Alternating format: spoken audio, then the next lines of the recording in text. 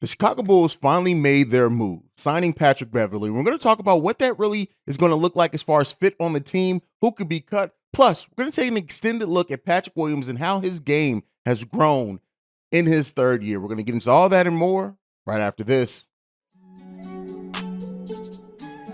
You are now tuned in to Chicago Bulls Central, your number one place for all Chicago Bulls news and content.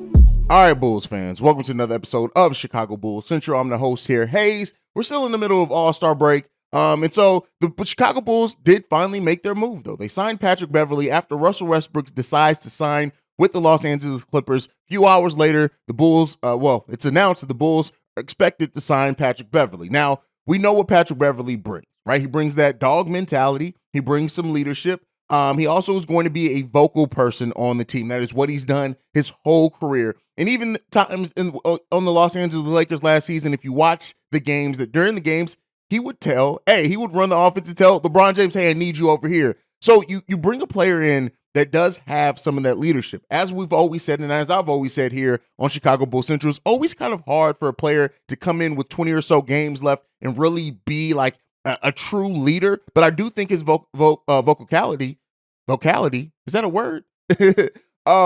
That I do think it's going to help this team immensely. And we'll see, him being from the city of Chicago, the team aggressively pursuing him, as it was reported. I do think he's going to come in and have some ways to help it. And this quote kind of brings it all home. I figured I can make the playoff push with the Bulls. Pump them up a little bit. I'm excited, man. I get to rep my city on my chest. Sweet home, Chicago. And that's what Patrick Beverley said over on his podcast after the signing. So, he will come in and help. Now, as far as like realistic expectations, though, on the basketball court, let's be clear. Patrick Beverley, as I said in my emergency video yesterday, I was kind of jokingly when I said it, he's not a shooter. He's not going to shoot out. He can hit some open shots. And as we know with this team, just by the way that the ball moves around freely when we are doing that type of thing, there are going to be some corner three opportunities there for him. I do think he is going to be a player that is going to get everybody involved, especially on that bench unit. And he will be mainly playing with that bench unit. I think there are going to be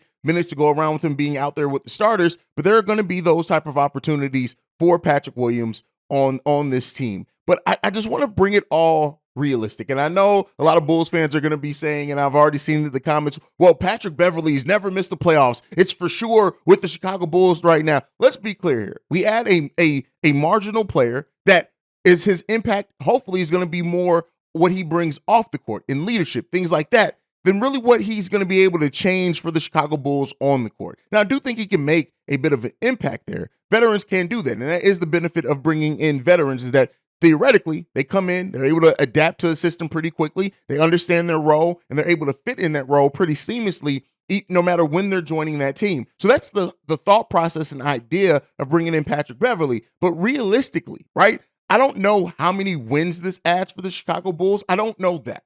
But I do think that in a season where we've been talking about the body language of the Chicago Bulls, when we've been talking about how a lot of the Bulls players seem dejected and kind of, almost ready for the season to be over with themselves, I do think Patrick Beverley is going to come in with that energy and kind of lift everyone up to a degree. Now, there is its own set of problems just for the fact that you're looking for that from the buyout market in the middle of your season, especially coming into training camp. You had a head coach that was saying we need to use training camp to build our identity, and the Bulls have not built that identity. So that is a long-term issue with this, right? And the Bulls have to find their identity. They have to find their style of play. They have to find their leadership.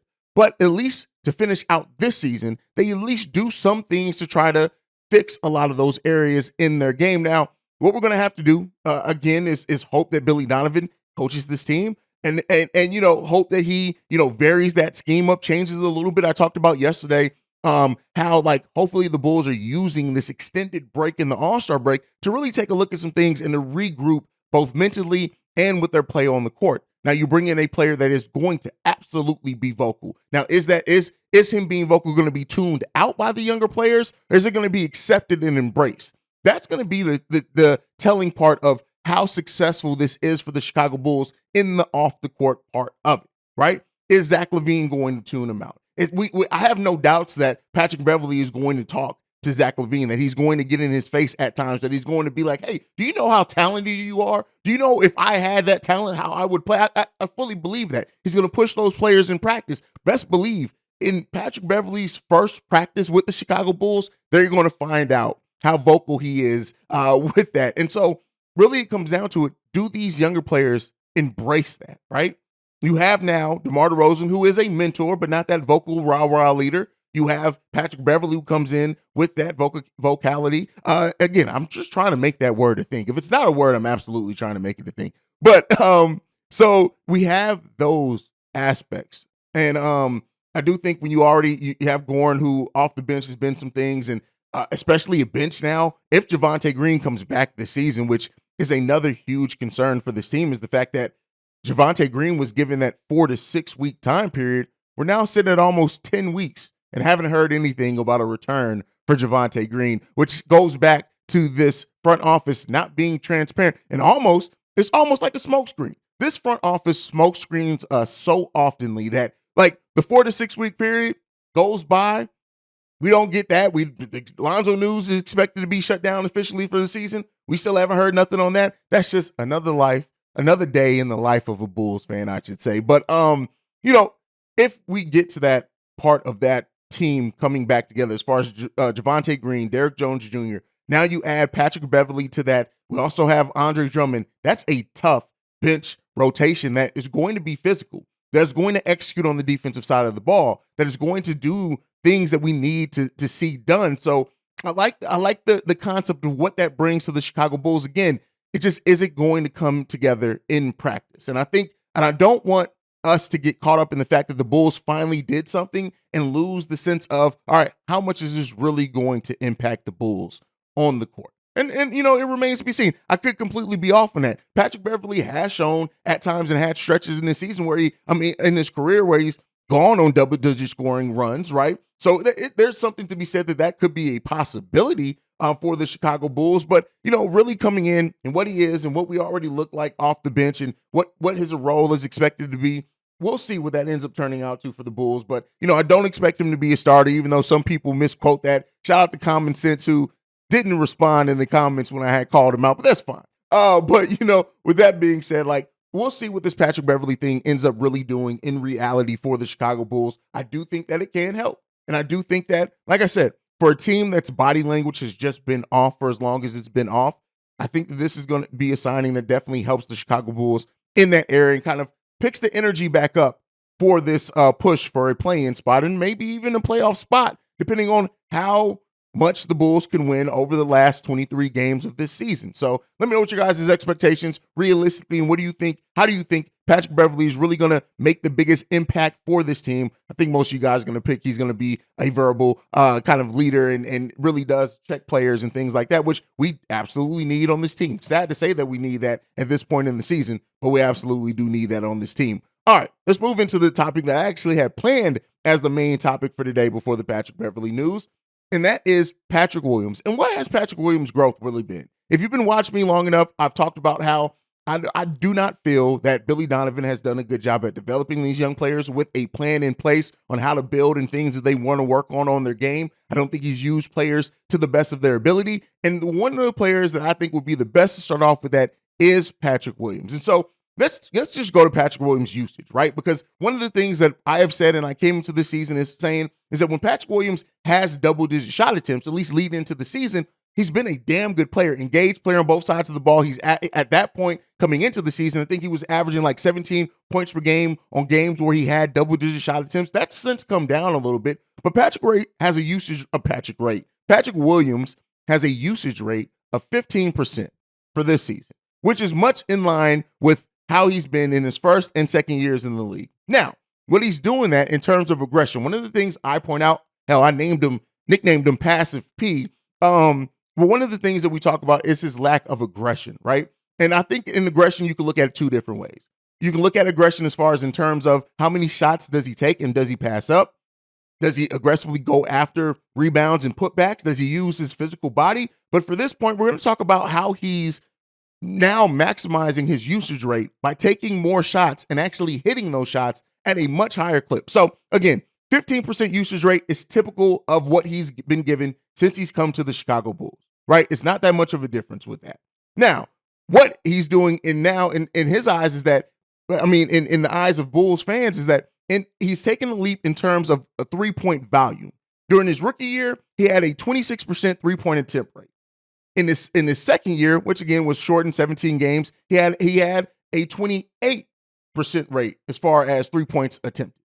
Now, it has come all together now in this season, 59 games played so far this season, he's up to a 41% three-point attempt rate, right? And he's actually hitting those at a 40% clip, which is great.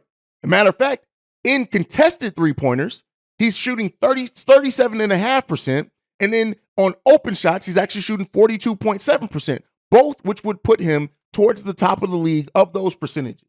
He grades out as the 78th percentile in catch and shoots in all of basketball. Now, 78th percentile may not seem like super high, and again, these are basketball nerd numbers, but there is enough statistics around Patrick Williams to show if you shoot more, he's hitting those at a pretty good clip, and he is growing his game as far as his comfortability shooting more. Now, keep in mind, his usage rate, he's always going to have a lower usage rate than what you expect from normal fourth overall picks, especially when you're playing behind Zach LaVine, DeMar DeRozan, Nikola Vucevic, who all come before him in the pecking order. And if Lonzo was here, he would also come before him in the pecking order. But we're seeing Patrick Williams grow his game in those areas.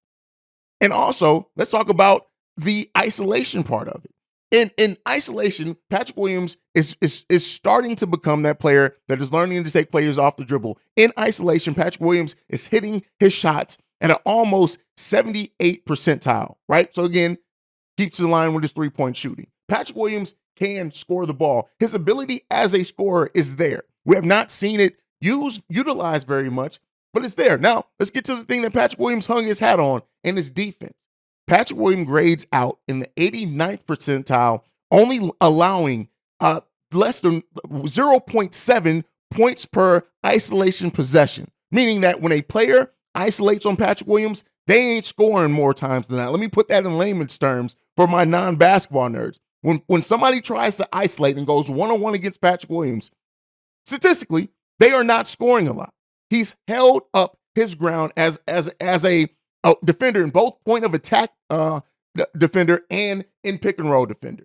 Now, what does all those things mean, right? To bring that all home. Well, also let's also get into the other things he does. His block percentage, 2.6%, which puts him again in the 80th percentile. His steal rate, 1.3. What does that put him? That puts him in the 80th percentile. His foul percentage, 2.6. That actually puts him in the 75th percentile, but that's not a good thing. We want to see that come down a little bit. And deflections per 36 minutes, 2.1. That would again put him in the 90th percentile. What does all this mean? I've kind of framed all this to bring it all home to ask this question.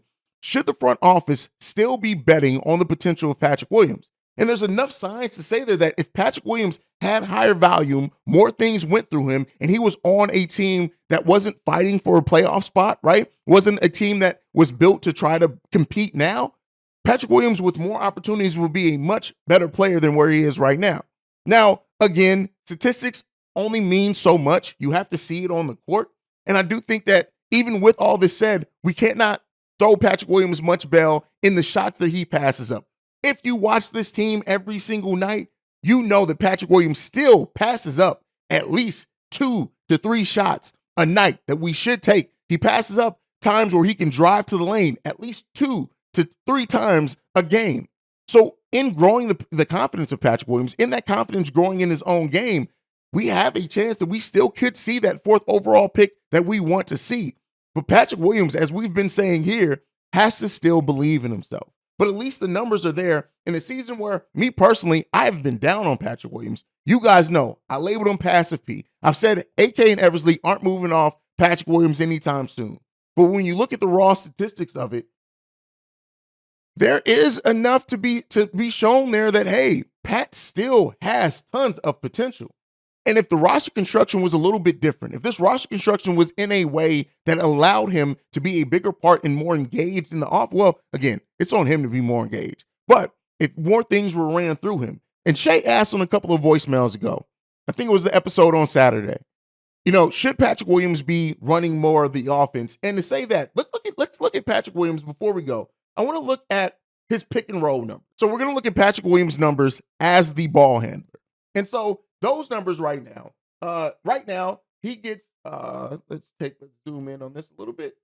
All right. In pick and roll situations on inbound passes, right? He is the ball handler on those 10% of the time. And in that 10% of the time, he ranks in the 66th percentile, which means it's pretty damn good. Not great, but it's pretty damn good. All right, let's look at the pick and roll ball handler just in normal basketball games. In the high pick and roll, he has a 60.9% percent chance of us getting a score when he's the ball handler on high pick and rolls. Let's look on pick and rolls from the right side of the court. On those, 30%, so not as strong then, right? The left side pick and roll, 8.7% times do we score on that. That's not good at all. As a spot-up shooter after a pick and roll, we score on 16.9%, which puts him in the 65th percentile. As the roll man on pick and rolls, this is what I've talked about a little bit before when I talked about the 4-5 pick and roll.